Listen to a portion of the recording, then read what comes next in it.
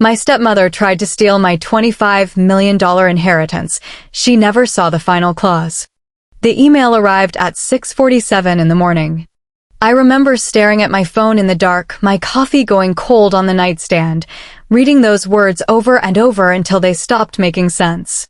My stepmother, the woman who had smiled at my father's funeral with tears that looked just a little too rehearsed, was suing me.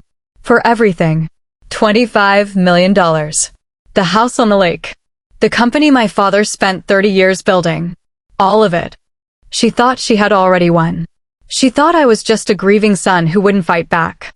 She had no idea what my father left behind in the very last page of his will, a clause so specific, so deliberately hidden, that even his own lawyer didn't fully understand it until the day it mattered most. This is the story of how a woman who married my father for his money learned, in front of a judge, in front of our entire family, that greed always leaves a trail. If you love stories about justice finally catching up to people who think they've gotten away with something, stay until the end. My name is Daniel Hensley. I'm 34, and for most of my life I thought I understood my family completely. My father, Robert Hensley, built a logistics and freight company from a single delivery truck into a business worth tens of millions of dollars. He wore the same brown leather jacket for 20 years.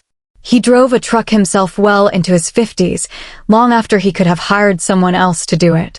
My mother, Diane, passed away from cancer when I was 19. I watched my father change after that, quieter, harder working, like if he kept moving the grief couldn't catch him. For almost 6 years, it was just the two of us.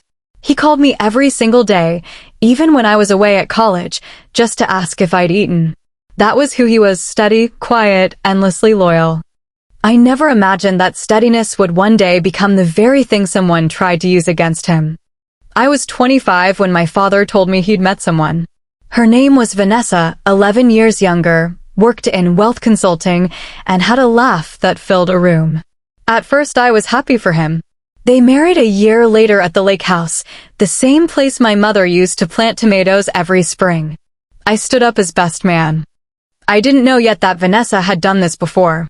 2 marriages prior, under a different last name, there had been a strikingly similar pattern: a wealthy older husband, a sudden marriage, and a will rewritten within 18 months. I wouldn't learn that until it was almost too late. The change was slow. Vanessa started sitting in on my father's business meetings, just to understand the company better. Then came the comments about me. Daniel's never had to work for anything, has he?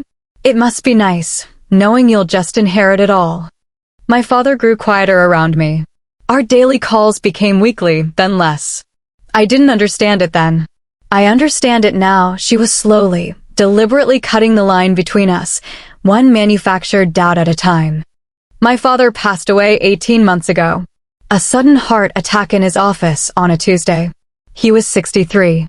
Nothing prepared me for what came after the funeral when our family lawyer, Arthur Levinson, called us into his office for the reading of the will.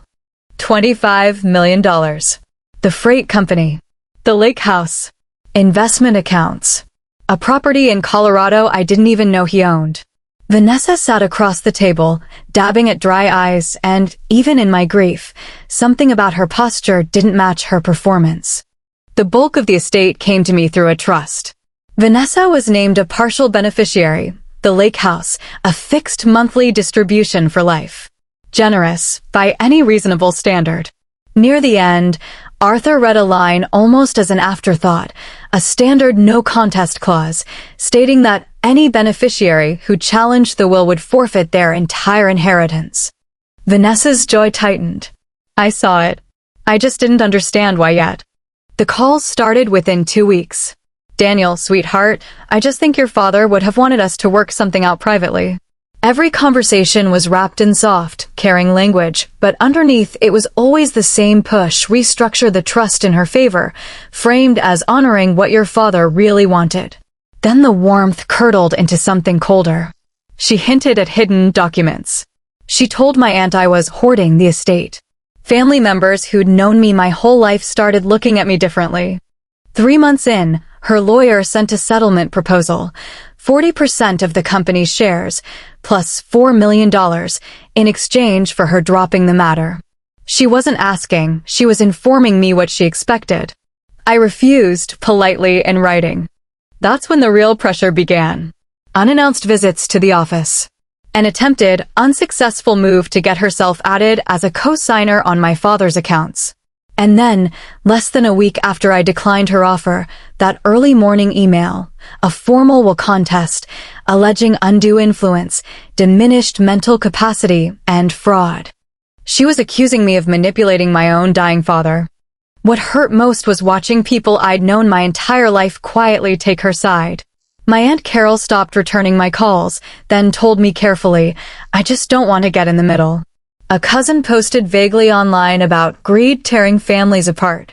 Vanessa had spent 2 years quietly building a narrative, the cold, entitled son versus the grieving widow, and by the time the lawsuit landed, she didn't need to convince everyone. Just enough people in enough rooms. I sat alone in my father's old office one night, surrounded by boxes of his files, feeling more isolated than I had since my mother died. That was the lowest point. It was also the night I found the second folder. The lawsuit argued 3 things: that my father lacked mental capacity when he signed the will, that I had exerted undue influence over him, and that the document itself might have been improperly executed. If successful, the whole will could be thrown out, and under state law, without a valid will, Vanessa as surviving spouse would be entitled to far more than the will had actually given her. She wasn't just trying to get more. She was trying to unwind the entire document. I hired Rachel Ortiz, a litigation attorney who specialized in contested estates. "We need everything," she told me. "Emails, financial statements, anything showing your father's state of mind." Buried in his office, I found a folder labeled in his own handwriting, D, if needed.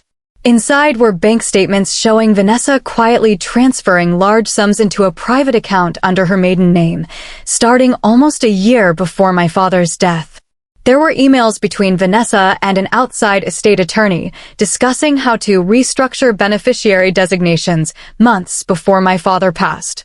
And there were my father's own handwritten notes, dated and detailed, describing his growing suspicion that something was wrong. He hadn't been confused in his final months. He had been watching her the entire time. Rachel went quiet reading it. "Your father built a case against her before he even knew he'd need one." She explained that the medical records Vanessa's team planned to use actually showed the opposite. His doctor had documented, just 5 months before his death, that his mind was sharp and fully intact, and that he'd seemed unusually guarded and cautious. Hardly a manipulated man. "There's something else," Rachel said. "Arthur mentioned a clause. Your father was very specific about the wording. He wants to walk us through it before the hearing." I had no idea it would become the single most important sentence in the entire case. The probate hearing began on a gray Tuesday in March. Vanessa arrived in black, composed, every inch the grieving widow. Her attorney opened with a story built for sympathy, a devoted wife cast aside by a resentful stepson. It was compelling. If I hadn't lived it, I might have believed it too. Rachel's opening was calmer. "The evidence will show that Robert Hensley knew exactly what he was doing when he wrote his will, and why he wrote it the way he did." Over the following days, the family physician confirmed my father's full competency. Forensic accountants walked through Vanessa's transfers. The outside attorney, under subpoena, confirmed she'd sought advice on contesting a will that wasn't even finalized yet. Vanessa's composure began to crack. Then, on day 4, Arthur Levinson took the stand. He walked the court through the will, line by line, until he reached the final clause buried on the last page, easy to overlook. "Mr. Hensley insisted on this exact wording," Arthur said. He rewrote it 3 times. He read it aloud. "Any beneficiary found to have made undisclosed financial transfers exceeding $50,000 from joint accounts in the 24 months before his death, without his documented knowledge, would forfeit their entire inheritance, and would owe that money back to the estate." The courtroom went silent. My father hadn't just suspected something was wrong. He had built a quiet legal tripwire designed to trigger the moment her financial behavior ever came to light, which it now had through her own lawsuit. "He told me," Arthur said, "that if she was doing what he suspected, this clause would prove it without him ever having to say a word." Vanessa's attorney tried to recover, calling the transfers personal financial independence. But Rachel was ready. The emails discussing a possible will contest, a $180,000 transfer 2 weeks later into an account my father never knew existed. On the stand, Vanessa's explanations grew more strained under cross-examination. Any wife would do the same, she said. Any wife might, Rachel replied, but not every wife hides those transfers while consulting an outside attorney about contesting her husband's will before he's even passed away. During a recess, Arthur told me something I hadn't known. My father had quietly hired a forensic accountant 6 weeks before his death to review 2 years of Vanessa's financial activity. He never got the final report. He passed away 4 days before the follow-up meeting. He knew, Daniel. Maybe not everything, but he knew enough. And he built a clause that would protect you no matter what happened to him. I thought about the distance that had grown between us that final year. I'd assumed Vanessa was pulling him away from me. She was, but I understood now my father had also been pulling back deliberately, quietly going to war on my behalf, without ever wanting me to see the fight. The ruling came 11 days later. The court found Vanessa had engaged in undisclosed financial transfers exceeding the threshold, without my father's knowledge, within the exact window the clause described. The forfeiture clause was ruled valid and enforceable. Her entire inheritance was gone, the lake house, the distributions, all of it, and she was ordered to repay the transferred funds with interest. Her own lawsuit was dismissed with prejudice. I didn't feel triumphant. Mostly I felt tired and quietly, overwhelmingly grateful to a father who had protected me long after he was gone. Vanessa left the courthouse without a word. I never saw her again. It's been almost a year now. I run the company my father built from a single truck. It hasn't been easy untangling records, rebuilding trust with employees who watched the family fracture in public. But it's steady work, and steady work was always something he understood better than anyone. My Aunt Carol called the week after the verdict and apologized quietly. I forgave her. I still have that folder, D, if needed, in the top drawer of what's now my desk. Some nights I take it out just to read his notes again. Not because I need the evidence anymore. Just because it's the closest thing I have to hearing his voice one more time. My father never sat me down and told me he loved me in some big speech. That wasn't him. He showed it in the quiet, careful things, the daily phone calls, the locked drawer folder, a single clause on the last page of a document he hoped I'd never actually need. He protected me long after he no longer had the chance to explain why. And if there's one thing this whole experience taught me, it's that the people who truly love you don't always show it loudly. Sometimes it's a single sentence, written years in advance, waiting patiently for the exact moment you need it most. He spent his whole life building something out of nothing, one truck, one delivery, one decision at a time. In the end, the most important thing he ever built wasn't the company.